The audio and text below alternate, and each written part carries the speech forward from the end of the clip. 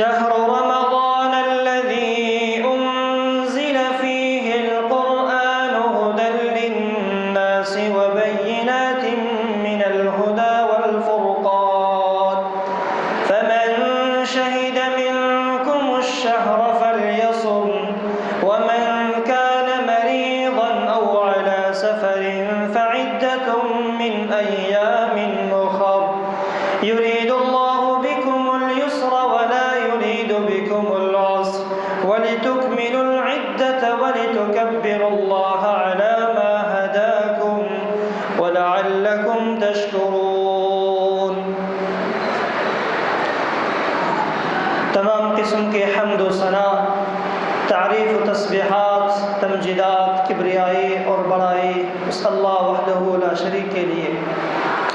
درود و سلام جناب حضرت محمد عربی صلی اللہ علیہ وسلم پر۔ اللہ رب العالمین کا بہت بڑا احسان ہے کہ ایک مرتبہ ہمارے زندگی کے اندر رمضان المبارک کا یہ عظیم تحفہ، یہ عظیم مہمان بطور خصوصی اللہ رب العالمین نے دوبارہ انعام نوازا۔ لیکن خوش قسمتی ہے ان لوگوں کے لیے، خوش قسمتی ہے ان انسانوں کے لیے کہ جن کے اندر اللہ رب العالمین نے ایک اور مرتبہ ان کو موقع دے دیا اور رمضان مبارک کا یہ تحفہ ان کے لیے اللہ رب العالمین نے پیش کر دیا، اور اس نے اپنے آپ کو گناہوں سے معاف کر دیا، اپنے آپ کو گناہوں سے دھو لیا، تو یہ انسان کامیاب اور کامران ہے۔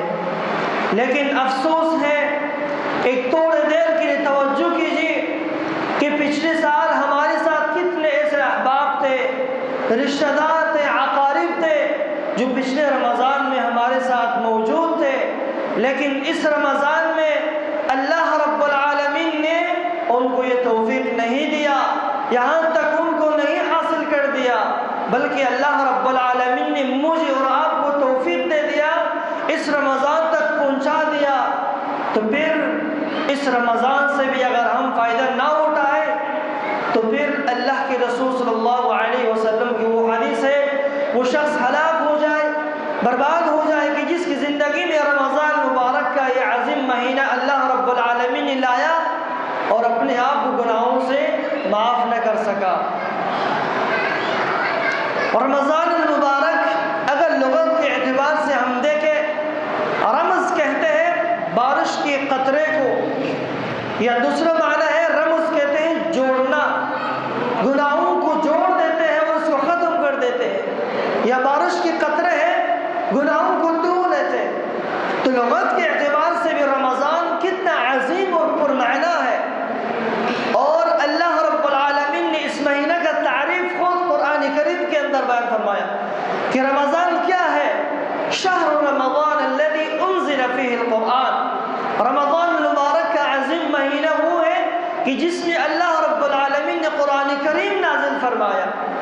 قرآن کوئی معمولی کتاب نہیں ہے، قرآن کا تعلق رمضان کے ساتھ کس طرح ہونے چاہیے یہ تو ایک موضوع الگ ہے، لیکن اللہ رب العالمین نے قرآن کریم کو اس مہینے کے اندر نازل فرمایا اس مہینے کی عظمت اور اس مہینے کی برکت کی وجہ سے، اور پھر فرمایا فرض اللہ علیکم صیام شہر رمضان، اللہ رب العالمین نے تمہارے اوپر رمضان المبارک کی روزے فرض کر دیا۔ تم سے پہلے بھی لوگوں پر فرض کیا تھا، لیکن انہوں نے اس روزے کے اندر کمی کوتاہی کر دیا۔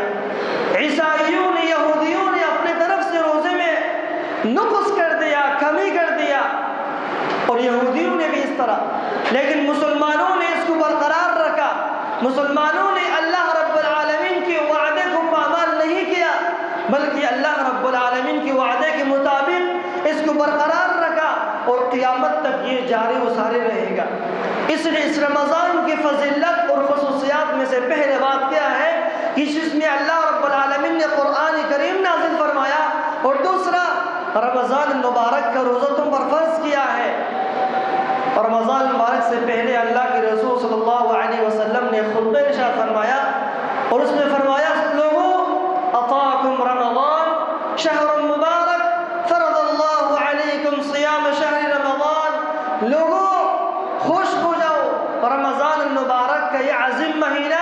تمہارے اوپر سایہ ہو رہا ہے، اور اس کے روزے تم پر اللہ رب العالمین نے فرض کر دیا ہے۔ شہر مبارک، برکتوں کا مہینہ ہے، مغفرتوں کا مہینہ ہے۔ جب ایک انسان کو معلوم ہو جائے کہ یہ مہینہ مکمل برکتوں کا، مغفرتوں کا، جہنم سے آزادی کا مہینہ ہے، پھر کس طرح انسان غافل ہوتے ہیں اس رمضان مبارک کی عبادات سے؟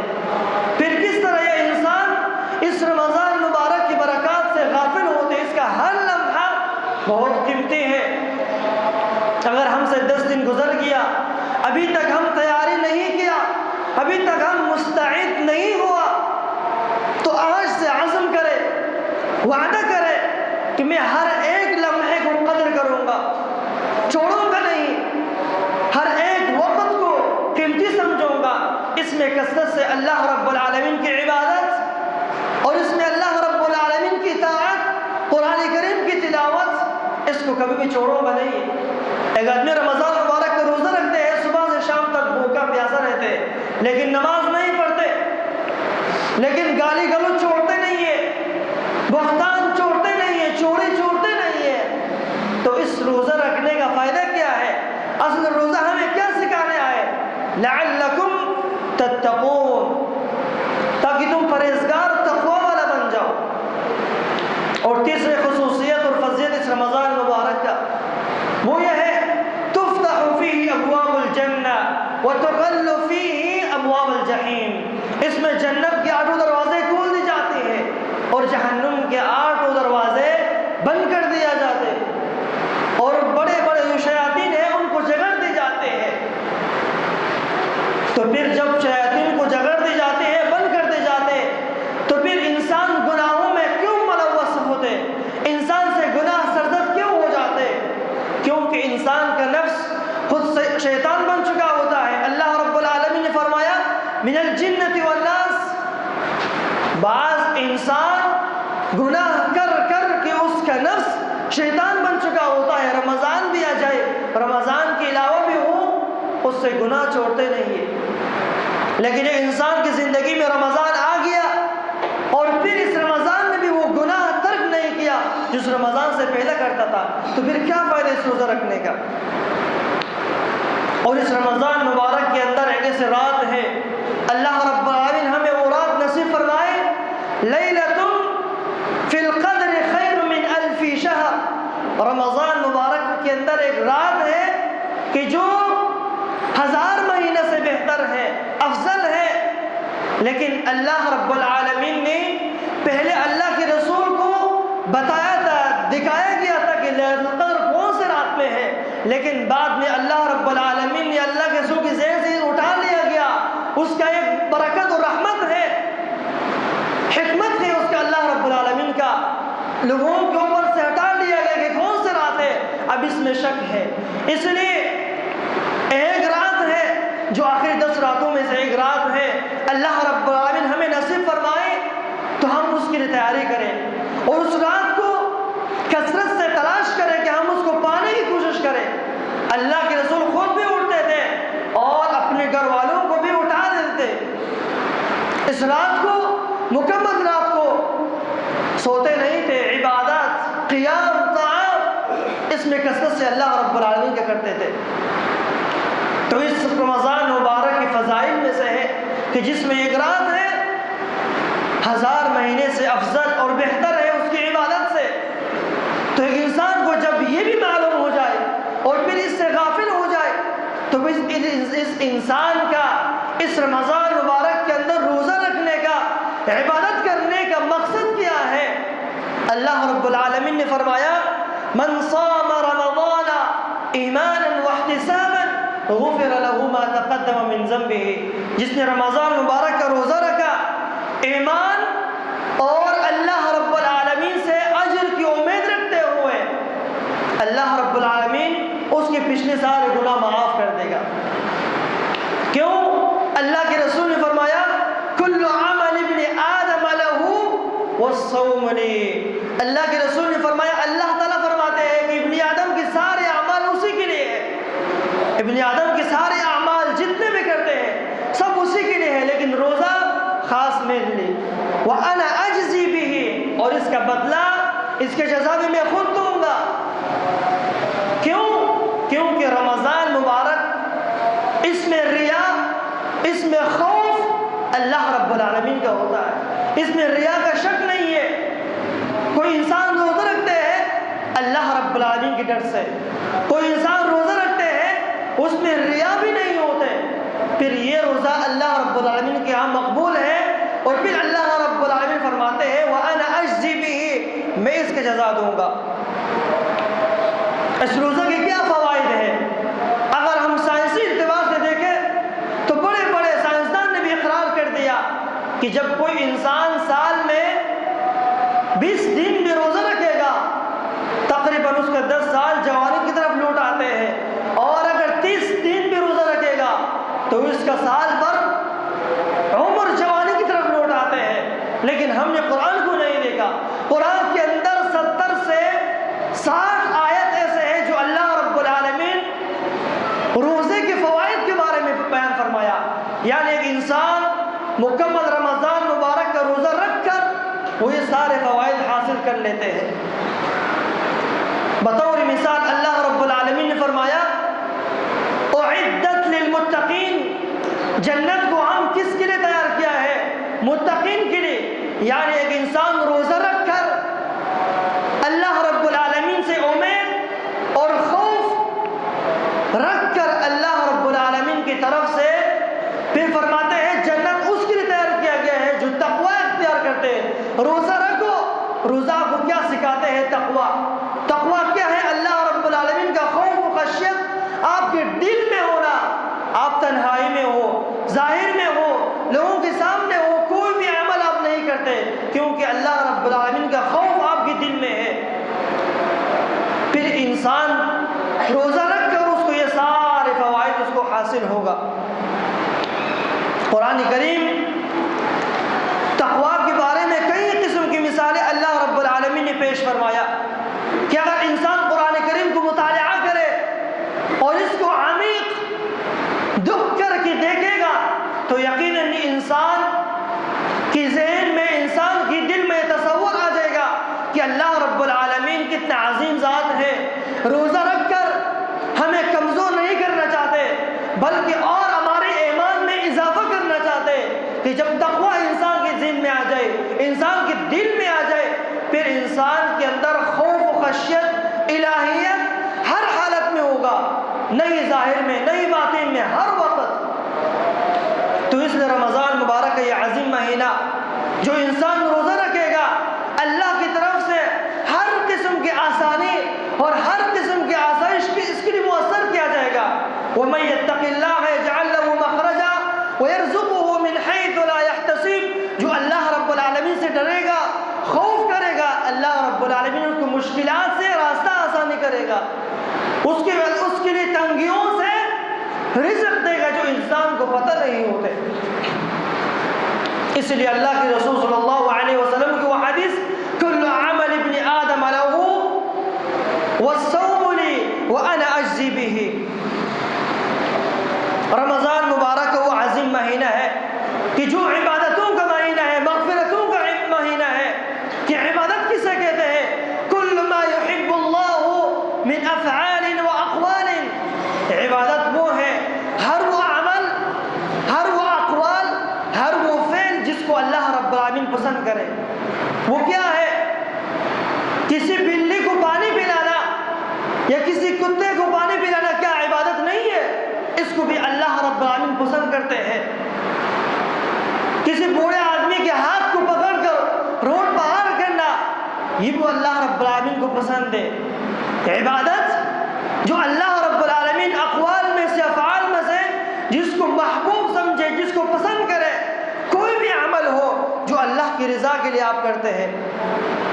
اور اسی طرح اس رمضان مبارک کے اندر اپنی معاملات کو بھی درست کیجیے گا، اپنے پڑوسیوں کے ساتھ، اقارب کے ساتھ، معاشرے کے ساتھ۔ ایک انسان روزہ رکھتے ہیں لیکن اس کی معاملات میں درستگی نہیں ہے، اس کی معاملات میں دھوکہ ہے، فریب ہے، تو پھر روزہ رکھنے کا فائدہ کیا ہے؟ روزہ تو اس لیے ہے کہ لعلکم تتقون، تقوی اختیار کرو۔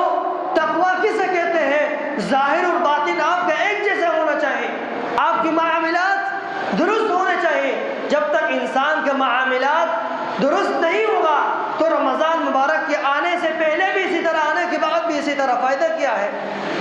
اللہ کے رسول نے فرمایا بنی الاسلام علی خمس شہادت ان لا الہ الا اللہ، اسلام کی بنیاد 5 چیزوں پر رکھے گئے ہیں، صرف لا الہ الا اللہ پڑھ کر نہیں ہے۔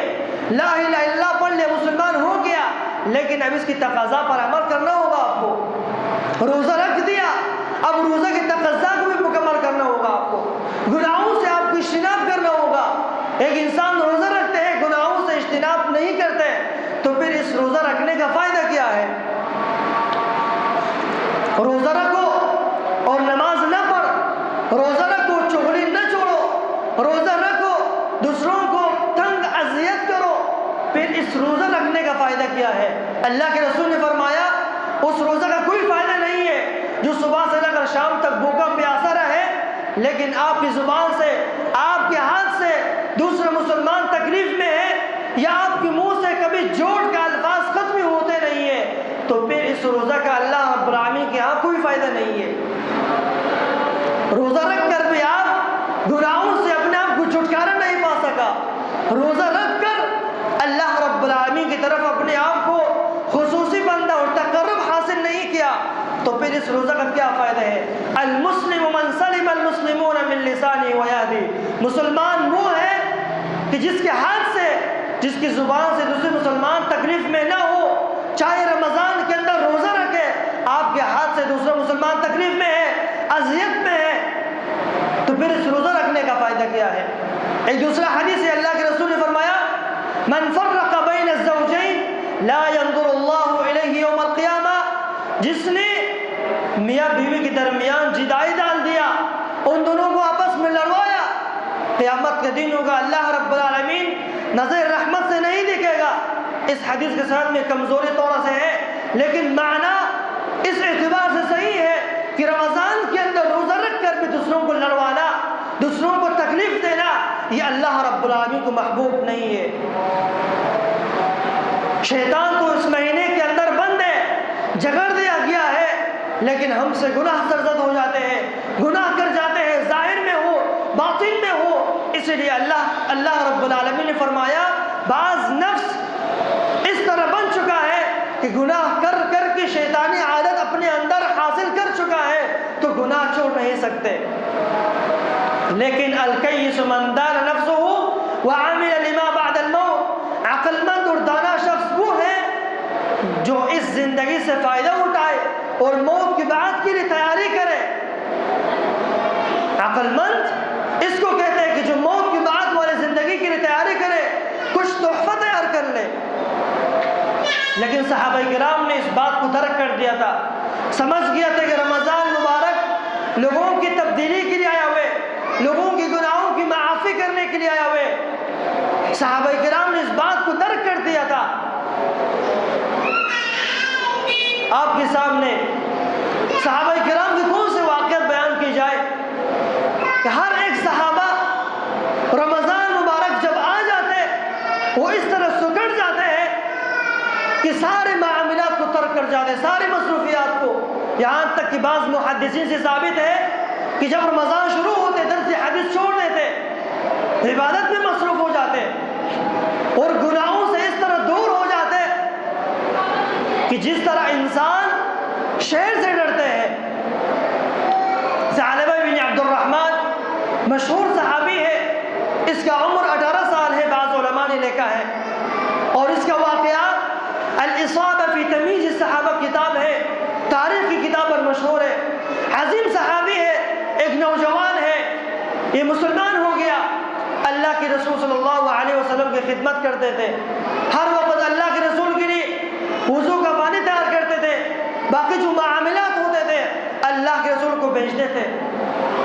تو ایک دن ایسا ہو گیا، صحابہ کرام بیٹھے ہوئے تھے، اللہ کے رسول ثعلبہ بن عبد الرحمن رضی اللہ تعالی عنہ کو بھیجا کسی کام کے لیے۔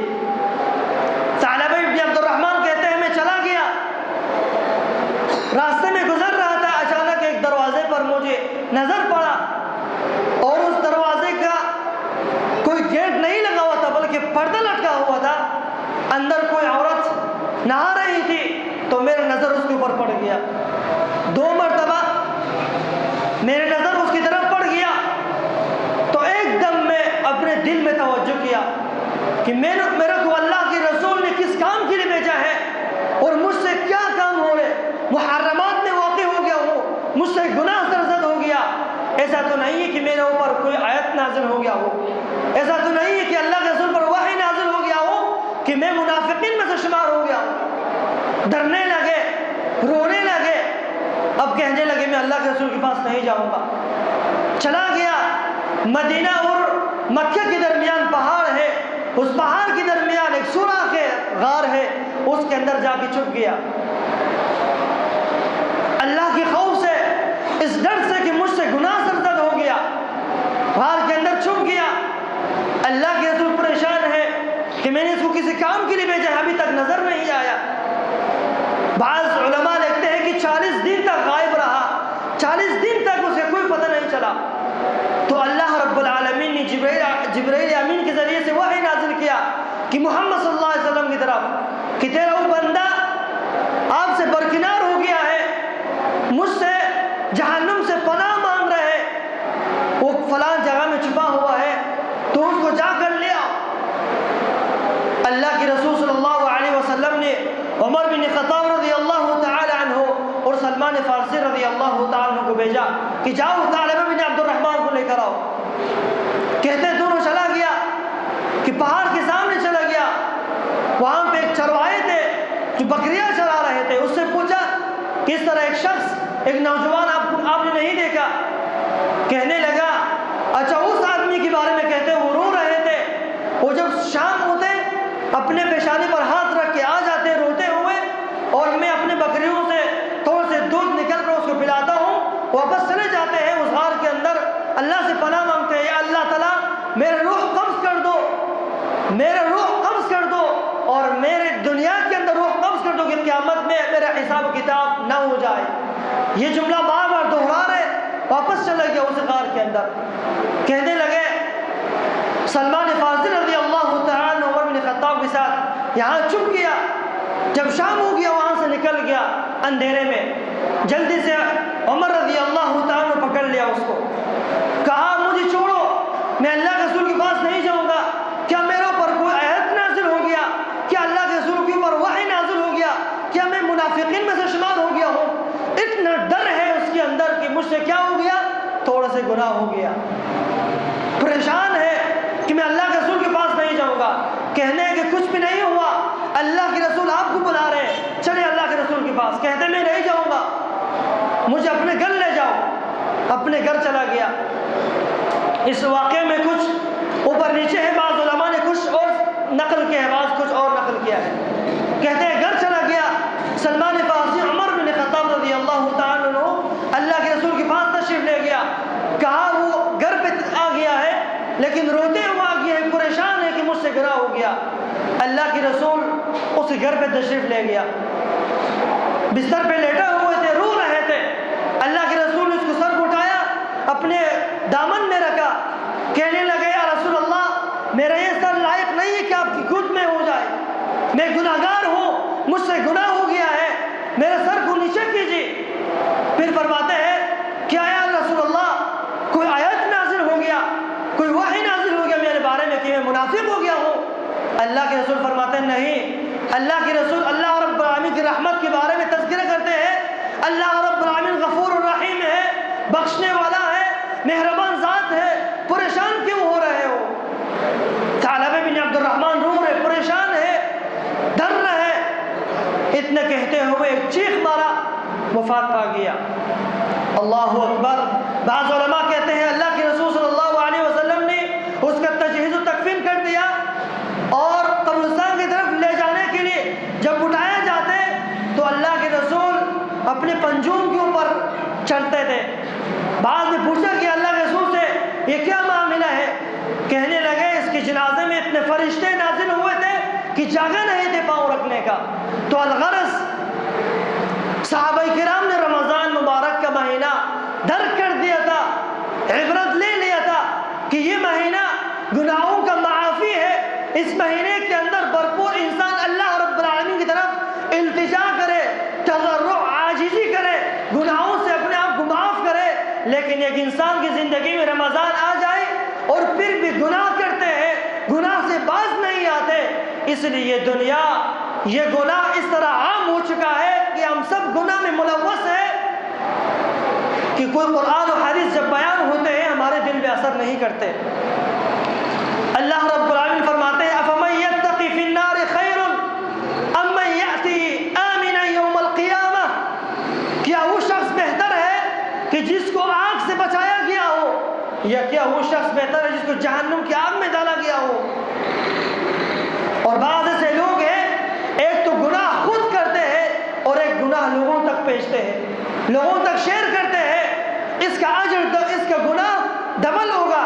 اللہ رب العالمین نے فرمایا لِيَحْمِلُوا أَوْزَارَهُمْ كَامِلَةً يَوْمَ الْقِيَامَةِ وَمِنْ أَوْزَارِ الَّذِينَ يُضِلُّونَهُمْ بِغَيْرِ عِلْمٍ. قیامت کا دن ہوگا، بعض بدبخت لوگ وہ تو اپنے گناہوں کا بوجھ اپنے کندھوں میں لیے ہوں گے، لیکن بعض ایسے بھی ہوں گے جو دوسروں کے گناہوں کا بوجھ اپنے کندھوں میں اٹھائیں گے. کیوں؟ دنیا میں ایک گناہ خود کرتے تھے اور ایک گناہ دوسروں کو بھیجتے تھے کہ تم بھی یہ دیکھو، تم بھی یہ دیکھو، تو اسے لذت حاصل کرو. اور اس کا نتیجہ کیا ہوگا؟ قیامت کا دن ہوگا، اس کے گناہوں کا بوجھ آپ کے کندھے میں آئے گا. رمضان مبارک ہمیں کیا سکھاتے ہیں؟ چوری سے، دھوکے سے، فریب سے، گناہوں سے باز آ جاؤ. یہ رمضان اس لیے آیا ہے. ابھی تک اگر ہم تیار نہیں ہے، ابھی تک اگر ہم تیاری نہیں کیا ہے، ابھی تک دن باقی ہے، عزم کرے، اللہ رب العالمین سے توفیق مانگے. ابھی جو دن باقی ہے اس میں اللہ رب العالمین کے سامنے اور گر گرائے، ہر لمحے کو قیمتی سمجھے اور اللہ کے سامنے عاجزی انکساری سے پیش آ جائے. اللہ رب العالمین غفور الرحیم ہے، گناہوں کو معاف کرنے والا ہے. 3-4 کام ہے جو اس مہینے کے اندر کرنے والا ہے. سب سے پہلے انسان التوبۃ الصادقہ الی اللہ، انسان سچا توبہ اللہ رب العالمین کی طرف کرے. وتوبوا الی اللہ جميعا ایھا المؤمنون لعلکم تفلحون. لوگوں، اللہ رب العالمین کی طرف سچے خالص دل سے توبہ کرو. اور خصوصاً رمضان مبارک کا مہینہ یہ توبہ کا مہینہ ہے، مغفرت کا مہینہ ہے. لیکن بعض لوگوں نے ایک حدیث منسوخ کیا ہے کہ رمضان مبارک کے 3 عشر نسبت کیا ہے. پہلا عشر مغفرت کا، دوسرا برکتوں کا، اور تیسرا عشر جہنم سے آزادی کا. لیکن یہ بات غلط ہے. رمضان مبارک کا پورا مہینہ مغفرت کا بھی ہے، برکت کا بھی ہے اور جہنم سے آزادی کا ہے. اللہ کے رسول نے فرمایا دعوت مستجابۃ عند فطرہ، ایک وقت ہے جس میں دعا رد نہیں کی جاتی ہے، دعا قبول کی جاتی ہے. وہ افطار کا ٹائم ہے. اس وقت افطاری کے وقت جب انسان اللہ تعالیٰ سے دعا کرتے ہیں، اس وقت اللہ تعالیٰ کئی لوگوں کو جہنم سے آزادی دلاتے ہیں. تو انسان ان اوقات کو قیمتی جانے، کثرت سے اللہ رب العالمین سے دعا، اللہ رب العالمین کے سامنے تضرع و عاجزی کرے. اور دوسرا اللہ رب العالمین سے توفیق مانگے کہ جب تک اللہ رب العالمین کا توفیق نہ ہوگا اس وقت تک ہم عبادت نہیں کر سکتے. یہ ہمارا عضو، ہمارا جسم حرکت کر رہے، یہ اللہ رب العالمین کی مرضی سے چل رہے. جب تک اللہ رب العالمین کا مرضی نہ ہو، اللہ رب العالمین کا چاہت نہ ہو، تو ہمارا ایک عضو بھی حرکت نہیں کر سکتے. اور تیسرا چیز، ہم ایک تقسیم اوقات تیار کریں کہ ہم کیا کرتے ہیں، صبح کیا کرتے ہیں، رات کیا کریں. لیکن ہم رمضان مبارک کے روزے کو نیند کے ساتھ گزارتے ہیں. اس روزے کا کیا فائدہ ہے؟ جب صبح فجر پڑھ کے ہم سو جاتے ہیں تو دوپہر 1 بجے اٹھتے ہیں، اور جب نماز پڑھ کے بھی سو جاتے ہیں شام کو عصر میں اٹھ جاتے ہیں. کیا فائدہ، کیا مقصد ہے اس روزے کا؟ نہ کوئی عبادت ہے، نہ کوئی دعا ہے، نہ کوئی قرآن کی تلاوت ہے. سلف علماء کہتے تھے کہ رمضان مبارک کے اندر 1 ٹائم کا کھانا بناؤ اور 3 ٹائم استعمال کرو. زیادہ سے زیادہ اپنا وقت عبادت میں لگاؤ، کیونکہ یہ مہینہ ہر ایک لمحہ قیمتی ہے، ہم سے ضائع نہ ہو جائے. تو اس لیے اللہ رب العالمین سے دعا ہے کہ ہم سب کو اس مہینے سے بھرپور فائدہ اٹھائے اور اپنے گناہوں کی معافی کرے. اللہ رب العالمین سے دعا ہے کہ ہم سب کو جو کچھ سنا اور سنایا اس پر عمل کرنے کی، سب سے پہلے مجھے اور آپ سب کو عمل کرنے کی توفیق عطا فرمائے. وأقول قولي هذا واستغفر